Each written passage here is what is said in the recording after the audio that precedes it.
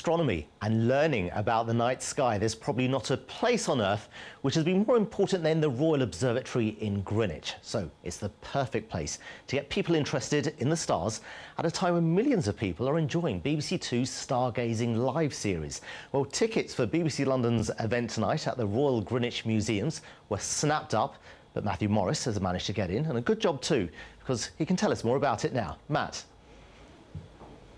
A very good evening from the National Maritime Museum here in Greenwich for a night of stargazing. There's lots going on here, and of course just up the hill at the Royal Observatory. The whole idea is of course to try and inspire people to try something a little bit different. So people coming down here tonight, well, they'll be able to hold on to a meteorite. This one is 4.5 billion years old. It's made of iron, came to Earth out of the centre of a smashed up asteroid. People coming here tonight will also be able to meet Greg in his space suit. He'll be showing us what a comet does and looks like. That is one dry ice experiment. Thank you for that, Greg. Greg is particularly excited about a number of comets that he hopes will be visible from Earth this year. So that's just a couple of things that people will be able to do here tonight. There have been events across the UK. One thing though, how many of us will actually ever be able to go into space? We've been to meet one man who's hoping to do that very soon. 3, 2, 1. Unusual antics in the school gym. It's not quite the final frontier, it's Newham, East London. We then ignite the rocket engine and go. Year 8 students at the Cumberland school are taking part in Mission X, Train Like an Astronaut. Per Wimmer is an investment banker and adventurer. He's already paid up for 3 future space flights. It's very important for those of us who are private astronauts to carry. I think we have a responsibility to share the experience, but also to inspire the next generation. So are the youngsters inspired to go up, up and away? I'll think about it. I'm not really that sure now. I like the planets, they're really beautiful, and it'd be great to see it. I learned that astronauts, when they go to the toilet, they have to use like a vacuum. It's also interesting to note that private astronauts are currently paying £125,000 each to reserve a seat on a suborbital spaceflight. Of course, few of us can afford to fly Virgin Galactic, but there are plenty of other ways to enjoy what's out there.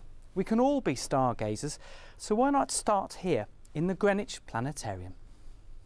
There's lots of looking and learning to be done here, for example in the corridor just outside the planetarium.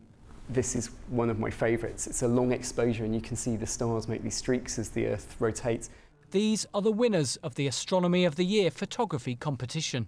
It's open to real astrophoto experts, but also absolute beginners. And what I really like about it is that you don't need expensive equipment. You don't even need a telescope to take a really great picture of the night sky. 20 years ago, for images like this, professional kit would have been required, but now we can all have a go. In fact, digital cameras, which we now all have on our mobile phones, if you have one of these in your pocket, you have technology on there that was developed by astronomers in the 1970s and 80s to advance the science that they could do. And what about a spot of opera? You want some treats? Do as I say. This new touring show for schools is a story about a dog called Laika, the first animal in space.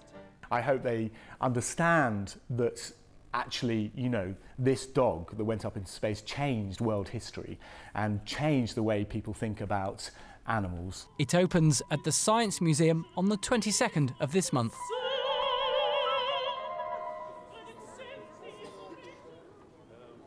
Well, there are, as I've mentioned, lots of interesting people here. One of them is Dr. David Green from King's College London. Now, it might look like he's got some rather interesting running attire on tonight, but that is not the case. This is a gravity-loading skin suit. Now, David, exactly what does it do and why are you developing it? Sure. So on Earth, our muscles and bones have to fight against gravity pulling us towards Earth. In microgravity, we no longer have that effect. So we lose muscle and we lose bone. The skin suit, by reproducing 1g of gravity, when astronauts wear it in space, it's hoped that they won't lose the muscle and they won't lose the bone, so they can return safely to Earth and not be weak and have a high risk of hip fracture. OK, that's very very interesting. Thanks very much. I'm going to let you get back in the warm because I'm feeling slightly guilty about that. So there's lots of stuff like this happening tonight. The idea is to inspire people, maybe to pick up a book, to watch a television programme, or of course, to look through a telescope. Matthew, if I wasn't here working, I'd want to be exactly where you are. Thanks very much for that. Well, to find out more information about stargazing and how you can learn more about the stars and planets, go to bbc.co.uk/stargazing. And of course, tune in to BBC 2 at 8 o'clock for tonight's Stargazing Live programme. The London Underground